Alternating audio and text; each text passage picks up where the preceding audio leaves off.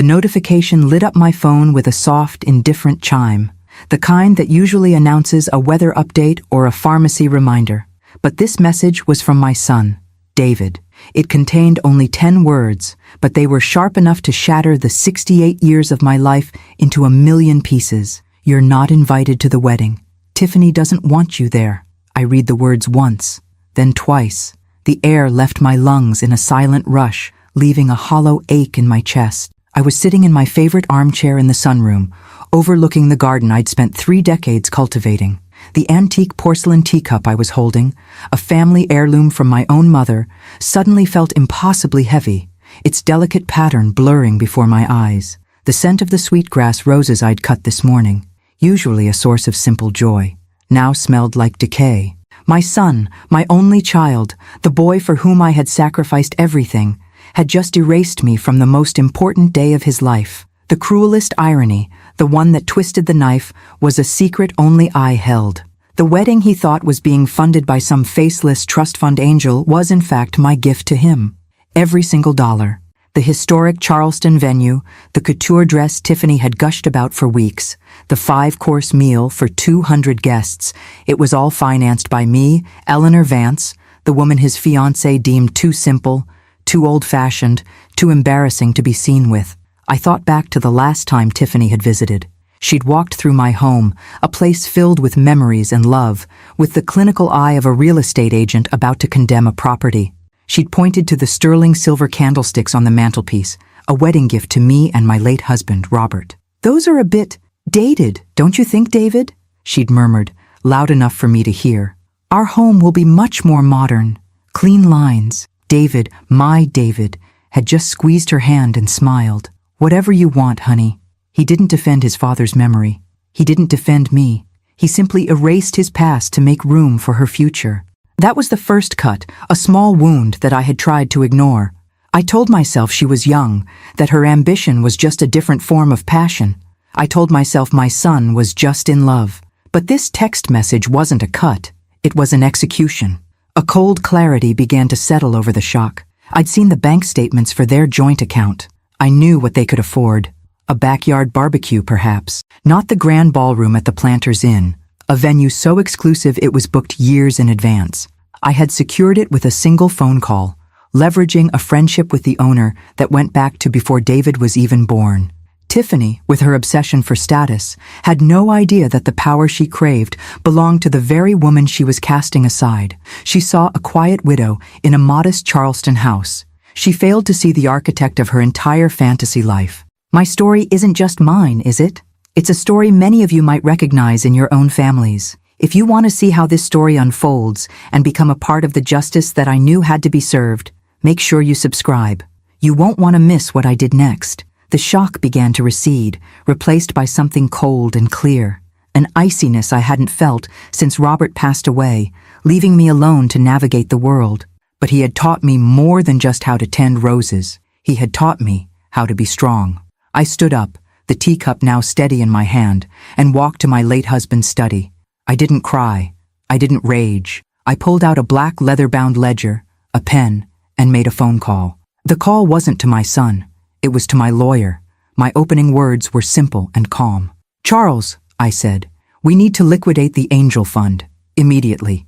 On the other end of the line, Charles Griffin, my lawyer for over 30 years, was silent for a moment. Charles was one of the few people who knew the full truth about my finances. He had helped me set up the very first investment portfolio after Robert died, back when my hands trembled as I signed the papers. He'd watched me turn a modest inheritance into a fortress. He didn't hear a heartbroken mother on the phone. He heard a queen ordering her drawbridge to be raised. "Eleanor," he finally said, his voice low and steady, "consider it done. Are you certain? This is irreversible." "The text message I just forwarded to you was irreversible, Charles," I replied, my tone as crisp as an autumn leaf. "They have made their choice. Now I am making mine." I didn't need to say more. He understood. Business was business, and this was the most personal and therefore most important transaction of my life. I spent the rest of the afternoon in my garden. The familiar rhythm of pulling weeds and pruning the rose bushes was a comfort. The sun warmed my back, a pleasant sensation against the chill that had settled deep in my bones. With every weed I pulled, I felt as though I were clearing away years of self-deception. I had poured my life, my energy, my wealth into David, believing my love would be a shield for him. I see now it had become a crutch, one his fiancée was more than happy to kick out from under him. The smell of damp earth and blooming gardenias filled the air, the scent of my own life, a life I was finally reclaiming. Meanwhile, across town, the first cracks in Tiffany's perfect facade were beginning to show. I found out later that the first call came from the wedding coordinator at the Planters Inn, a polite but firm woman named Beatrice. "Mr. Vance," she'd said, her voice dripping with professional regret. "I'm so sorry, but there seems to be a significant issue with the final payment from the trust. It's been recalled." David had laughed, assuming it was a simple mix-up. "Recalled? That's not possible. Just run it again." "We have, sir. 3 times. The funds are no longer available. Until this is resolved, we have to release your booking.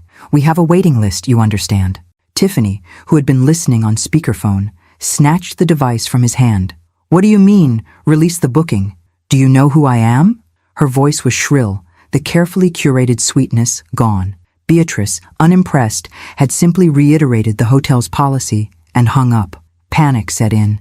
The next call was from the floral designer, explaining that the deposit for $10,000 worth of rare Dutch orchids had bounced. Then the call from the caterer. Then the custom stationer. Their dream wedding was evaporating like mist in the morning sun.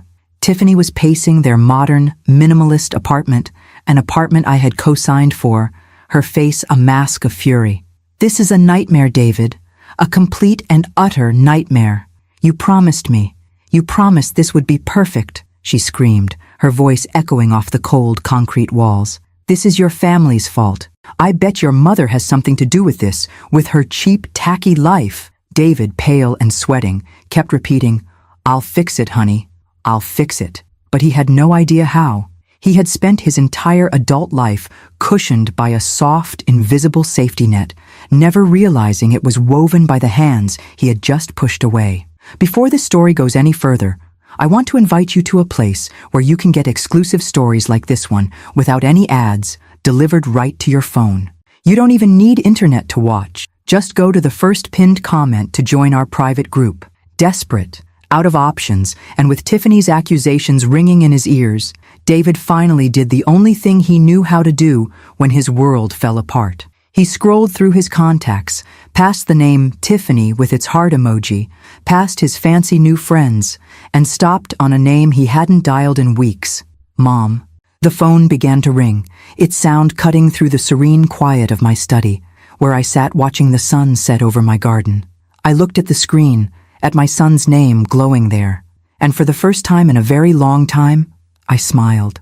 I watched my son's name flash on the screen, the vibrations buzzing against the polished mahogany of Robert's old desk. Each pulse felt like a desperate heartbeat. His, not mine. My own was steady even. I let the call go to voicemail. It was a small act, but it was the first boundary I had drawn in 40 years. The silence that followed felt richer and more profound than any conversation we'd had in recent memory. A few moments later, the voicemail icon appeared. I pressed play, putting the phone on speaker, the sound of my son's voice filling the quiet room. Mom, are you there? Pick up. Something's gone horribly wrong with the wedding funds. The hotel, the caterer, everyone is calling. They're saying the money is gone. Did you hear something? Do you know anything about this? Tiffany is falling apart. You have to call me back. We have to fix this. It's a disaster. Not once did he ask how I was. Not once did he mention the text message. It was all about his disaster, his problem, his fiancée's distress. He spoke of the anonymous fund as if it were a public utility that had inexplicably been shut off. The idea that I, his mother, could be the source of such power and chaos was so far beyond his imagination that it didn't even register as a possibility. I deleted the message. His panic was a symptom.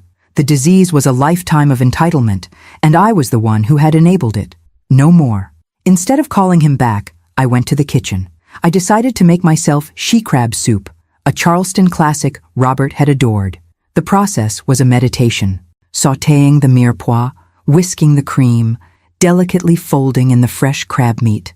I remembered making this exact soup for David's high school graduation party. He'd brought all his friends over, and I'd spent 2 days cooking. He had hugged me in front of everyone and said, "My mom makes the best food in the whole world." He was so proud of me then. Where had that boy gone? I found him in flashes as I stirred the soup. I remembered when he was 12, and his dream was to go to space camp. It was obscenely expensive, far more than I could afford on my catering income at the time. So I sold my grandmother's diamond earrings, the ones she wore on her wedding day. I told David the money had come from a lucky catering gig. He never knew. He came back from that camp with stars in his eyes, telling me about building rockets and dreaming of other worlds. I had given him his dreams, piece by piece, by sacrificing my own past. And for what? So he could hand his future to a woman who measured my worth by the brand of my handbag? The soup was rich and velvety, a taste of home, of a life I had built. As I ate, seated at my formal dining table, using the good china, a profound sense of calm washed over me. This wasn't about anger anymore. It was about correction, a market correction for a son whose stock had been vastly overvalued for far too long. He had forgotten the foundation upon which his entire life was built. It was time to give him a lesson in architecture. It's amazing how a single moment can change everything, isn't it? I'd love to know where you are all watching this from, and how old you are. It helps me feel connected to you all, and if you're finding some strength in my story, please take a moment to press the like button. I finished my meal and walked back into the study. On the wall was a framed photo of Robert and me, taken the year we bought this house. We were so young, our faces full of hope. Robert had his arm around me, and we were both covered in paint, laughing. He believed in building things that last, strong foundations, solid structures. He had left me this house, this legacy. My son and his fiancée saw it as a relic. They would soon learn it was a fortress, and its queen was finally ready to go to war. The next morning, I awoke before the sun, a sense of purpose humming in my veins. The initial sting of betrayal had faded, replaced by the cool, clean resolve of a surgeon before a delicate operation. I wasn't just removing a tumor of entitlement. I was reconstructing a family's moral compass, even if it meant cutting away the parts I once held most dear. My first call of the day was to Charles. He picked up on the first ring. "Eleanor," he said, his voice already alert. "I've been reviewing the trust documents. Everything is in order. The withdrawal is clean. What's our next move?" "Our next move, Charles," I said, walking over to the large oak filing cabinet in Robert's study, "is to build a fortress. I want a complete audit of every dollar I have ever given David. Not just the wedding fund, the down payment on his first car, the tuition for his MBA, the money I loaned him for that disastrous tech startup 3 years ago. I want it all documented, itemized, and accounted for." "That's a significant undertaking," Charles cautioned. "It will take time, and it could be seen as aggressive." "Aggressive is a word people use when a woman finally demands the respect she is owed," I countered, pulling out a thick, dust-covered folder labeled Vance, Personal Loans. "They saw me as a bank. It's time for the bank to call in its debts. I also want you to draw up papers to place all my primary assets, including this house and my investment portfolios, into an irrevocable trust, with you and a neutral third party as trustees. I want it done by the end of the week." Charles let out a low whistle. "You think they'll try to have you declared incompetent?" It wasn't a question. Tiffany is a cornered animal, and David has never stood up to her in his life. They will get desperate. They will get ugly.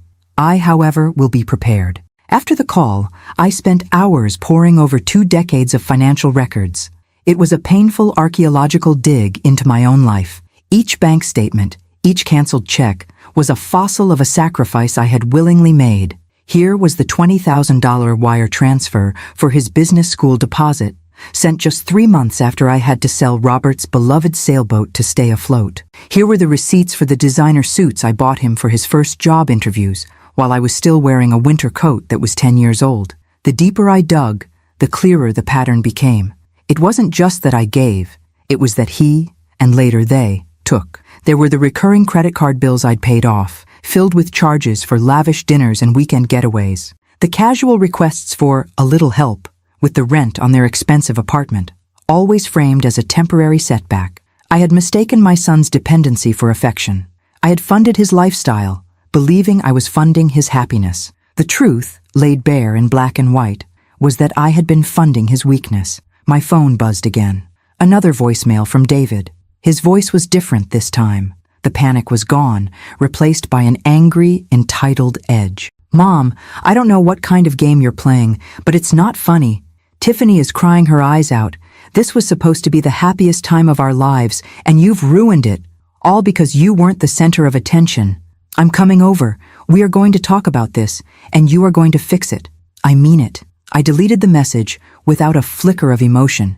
He wasn't coming over to talk. He was coming over to demand. He still believed he was in charge. He still believed I was the same soft, yielding mother who would do anything to soothe his troubles. But that woman was gone. She had died the moment I read that 10-word text message. In her place was someone else, someone he had never met, someone who understood that sometimes the only way to save someone from drowning is to let them touch the bottom first. An hour later, David's expensive German sedan screeched to a halt in front of my house. He stormed up the walkway, his face a thundercloud of righteous indignation. He didn't bother to knock, simply throwing the door open, as he had since he was a boy coming home from school. But the woman waiting for him in the foyer was not the mother he expected. I was standing perfectly still, dressed in a sharp, tailored blazer, my hands clasped calmly in front of me. The air in the house was cool and silent. "What is this, Mom?" he demanded, his voice echoing in the entryway. "You're acting like a child. You're trying to punish me because you're not getting your way. This is insane." "Insane," I repeated, my voice even and low, "is expecting a lifetime of investment to yield no return. Insane is biting the hand that feeds you and then demanding to be fed again." From his car, I could see Tiffany's silhouette in the passenger seat, a simmering volcano waiting to erupt. She was letting him fight the first round, confident he would win. "This isn't an investment, it's what parents do," he shot back, taking a step closer. "You're supposed to support me. You're supposed to want me to be happy." "I have always wanted you to be happy, David," I said softly. "But I have confused your happiness with your comfort. That was my mistake. And as you know, I am very meticulous about correcting my mistakes." Just then, a quiet, stately Lincoln Town car pulled into my driveway, parking directly behind David's sedan.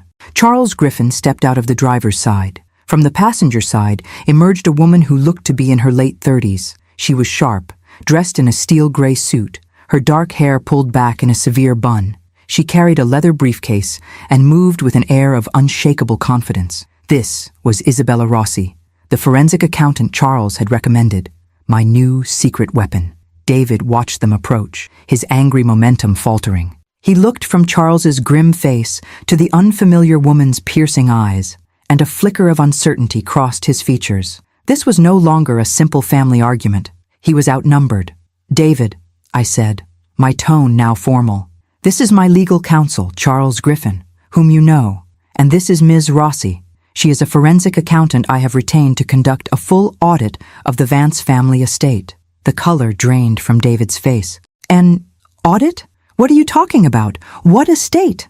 "The estate you have been drawing from your entire adult life," I said, taking a slim folder from the hall table beside me. I handed it to him.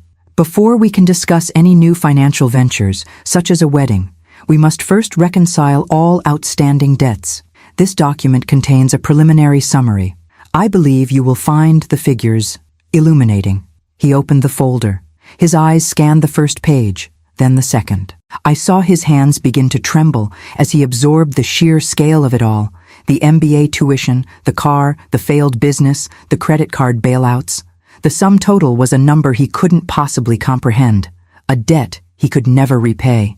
His shock was so profound that he didn't notice Tiffany getting out of the car. She marched up the walkway, her heels clicking angrily on the flagstones. "What is taking so long, David?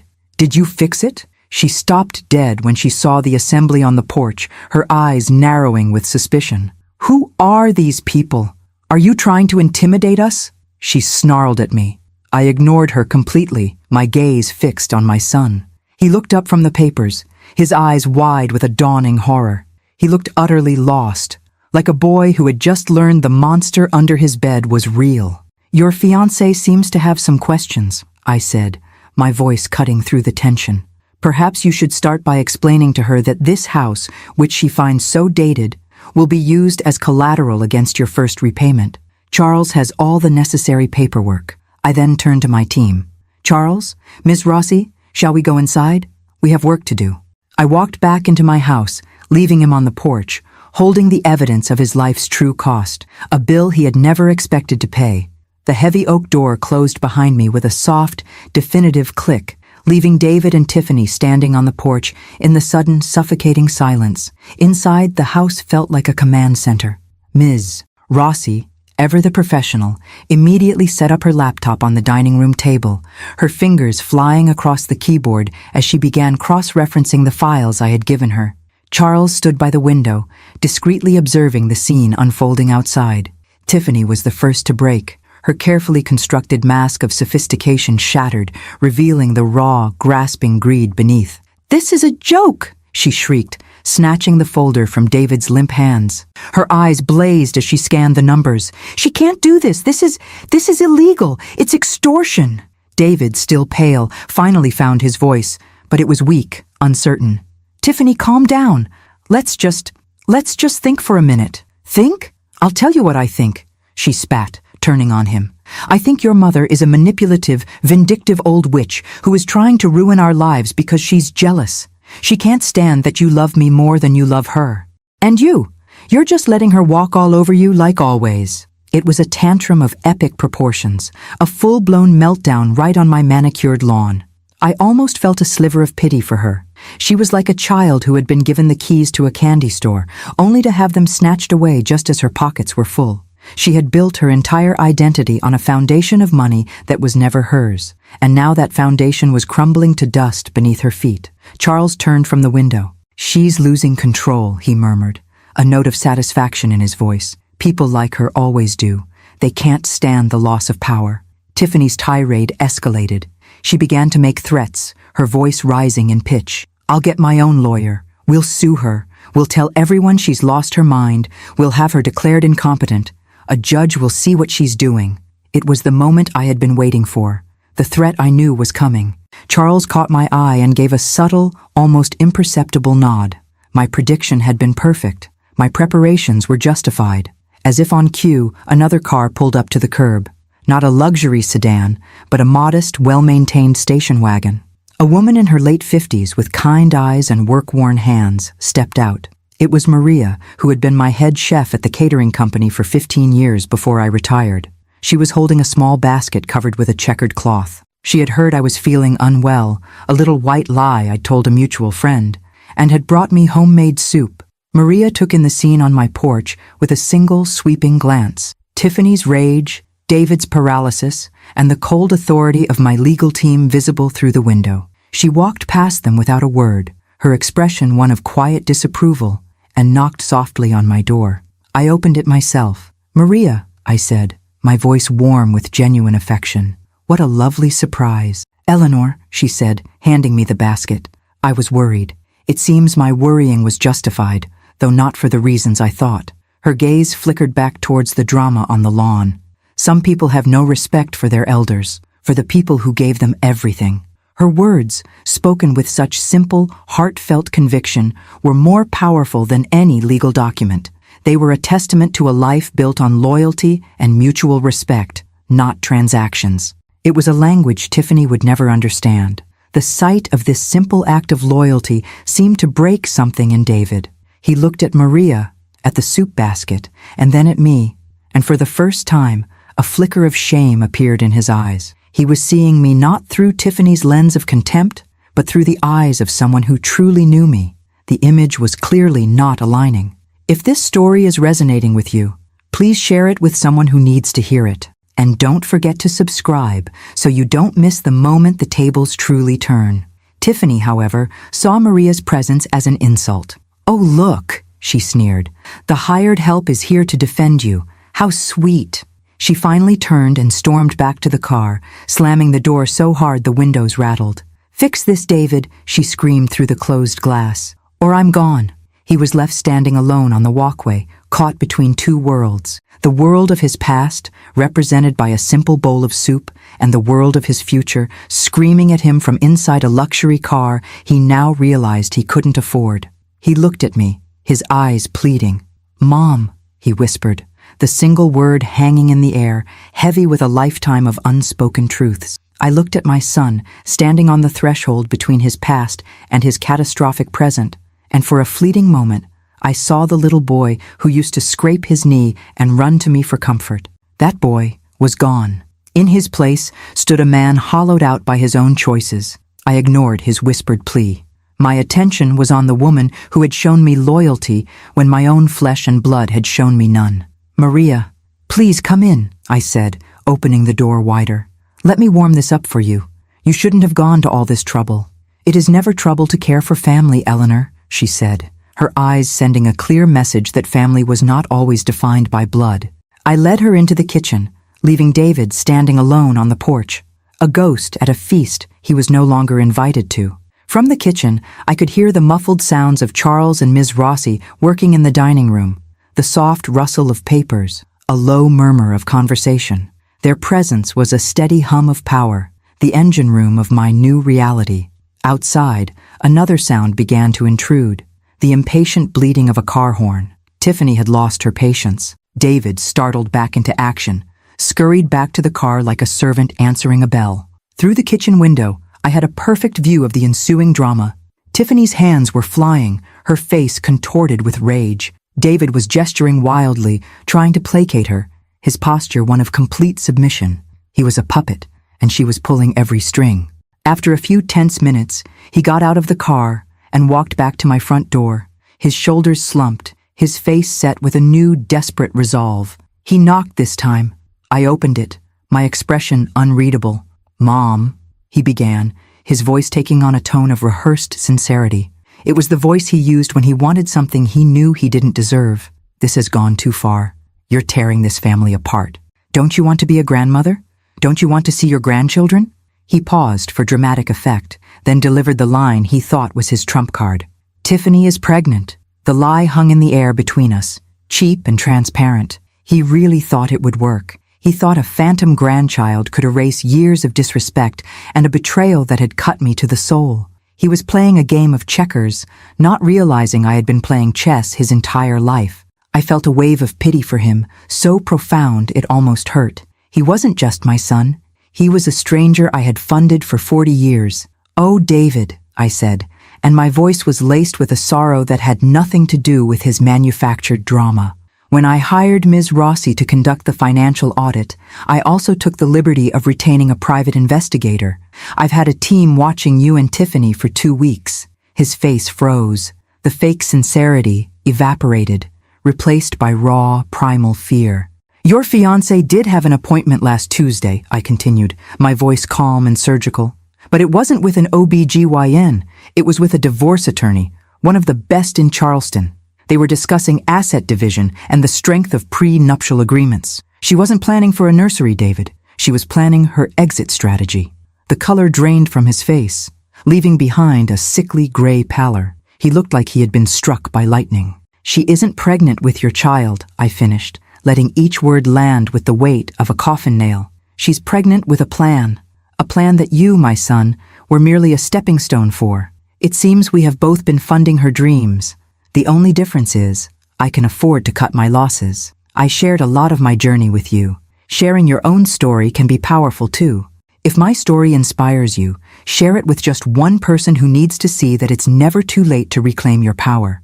And be sure to subscribe so you're here for the final lesson." I didn't wait for a response. I didn't need one. I slowly closed the heavy oak door, the lock clicking into place with a sound that echoed the closing of a chapter. I left him standing on my porch, a man who had just learned he was a pawn in 2 games at once and had lost them both. The silence that followed the click of the lock was absolute. It was the sound of a world ending. Through the beveled glass of the door, I saw David's form, motionless, as if he'd been turned to stone.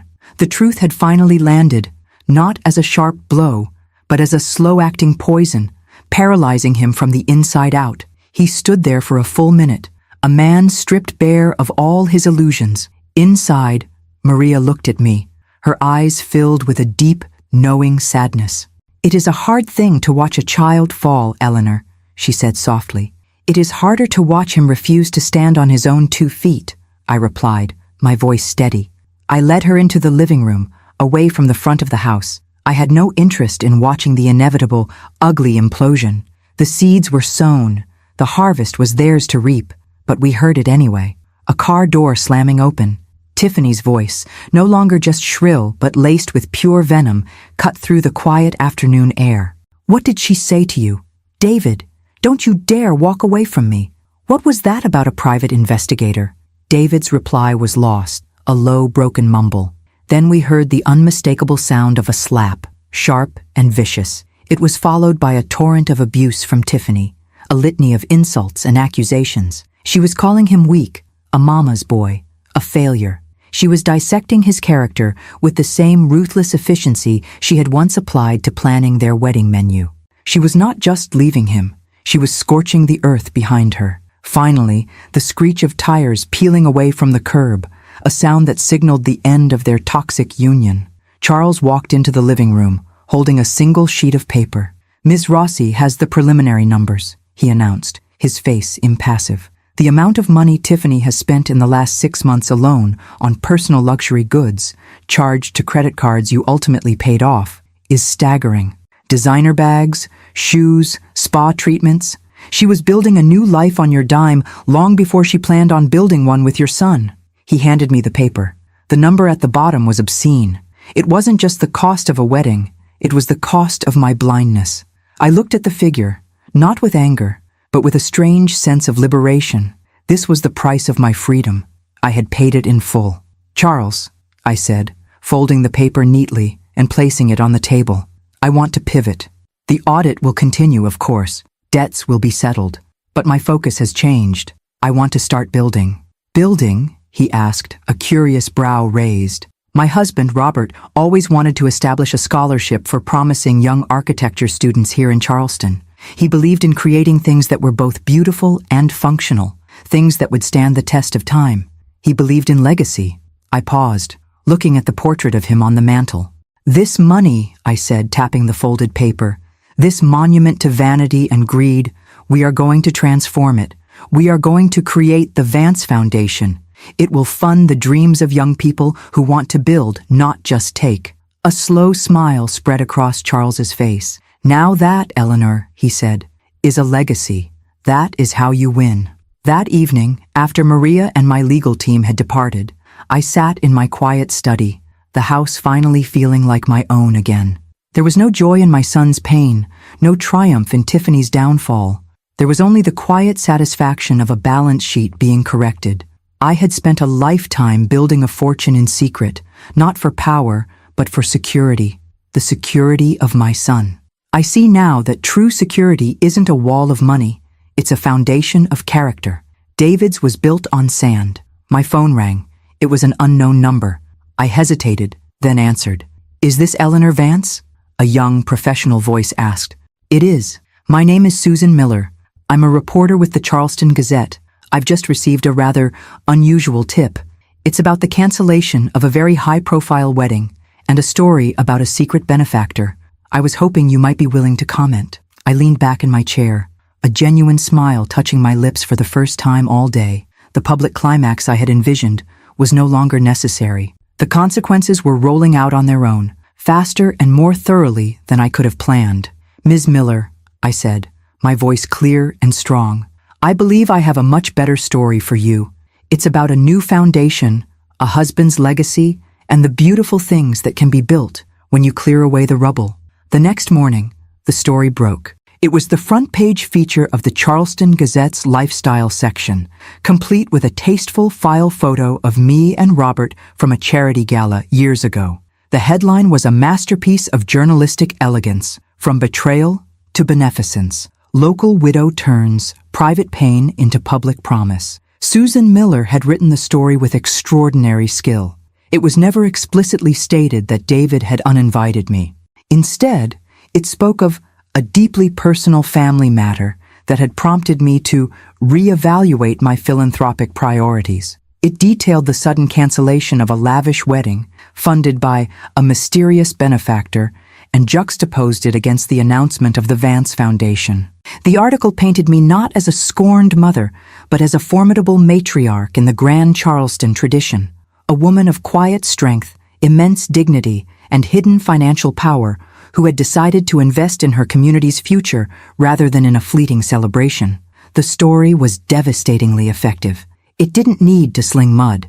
The contrast between Tiffany's reported dream wedding and the foundation's noble mission did all the work. It mentioned the Dutch orchids and the couture dress in the same breath as scholarships for underprivileged youth. It turned Tiffany from an object of envy into a symbol of tacky, materialistic excess. She wasn't just a bride-to-be who had lost her funding. She was the Marie Antoinette of the Charleston social scene. The phone started ringing before 8 a.m. It wasn't David.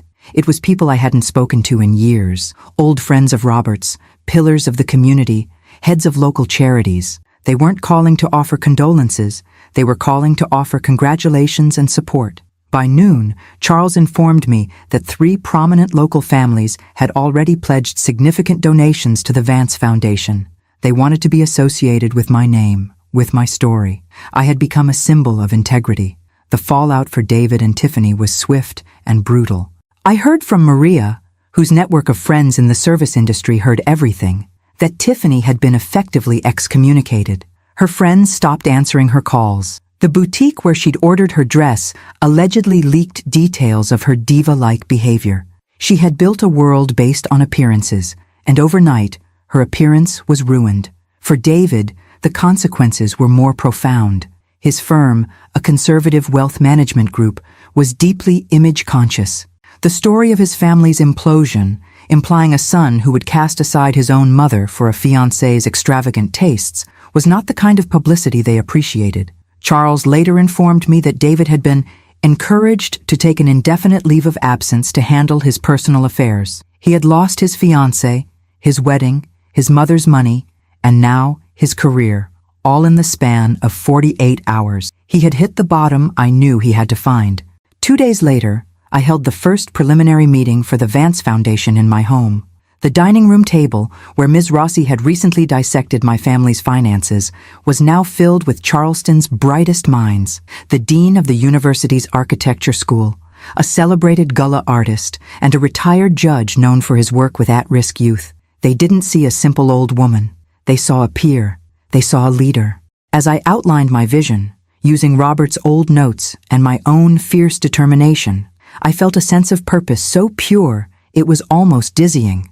This was real power, not the power to buy things, but the power to build them. That evening, I was in the garden, watching the fireflies begin to dot the twilight air, when I saw him.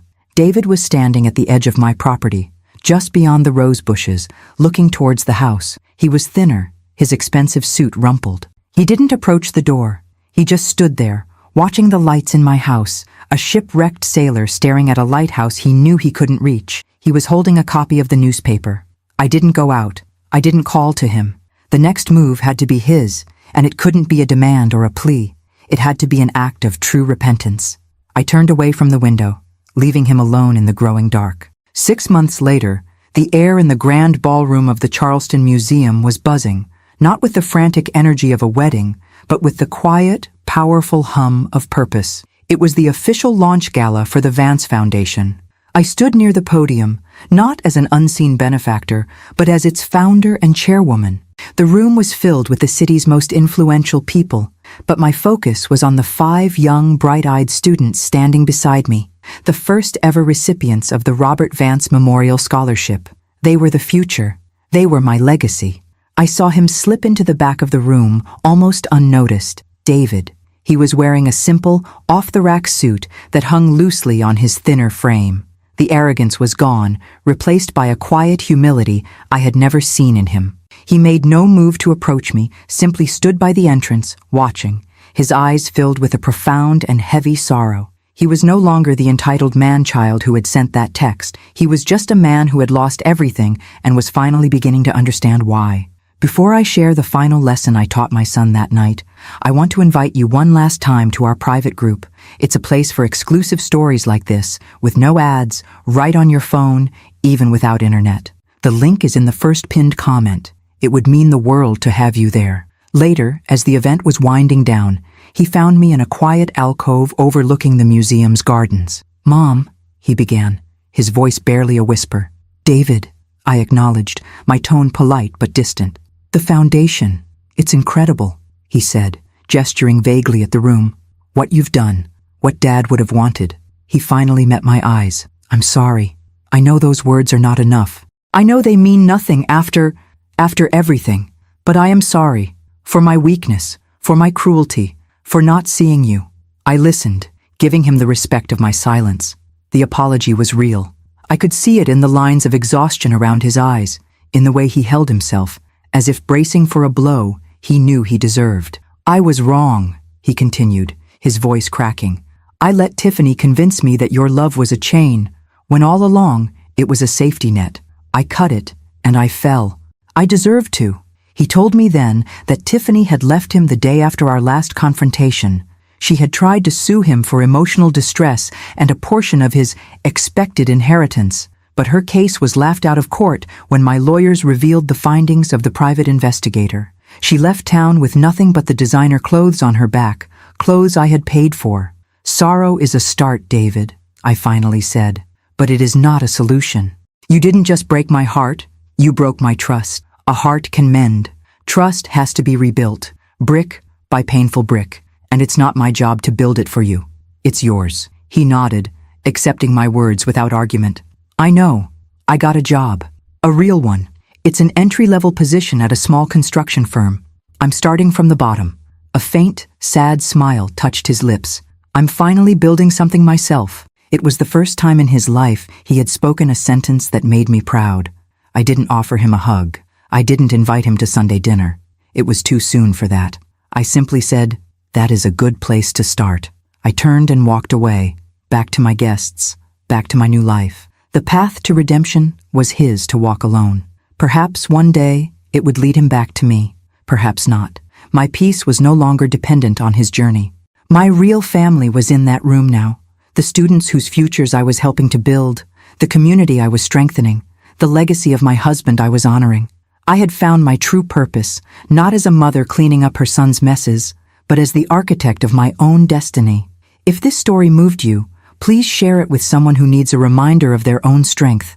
Your voice can be a lifeline for someone else. And don't forget to subscribe for more stories that matter. Thank you for listening.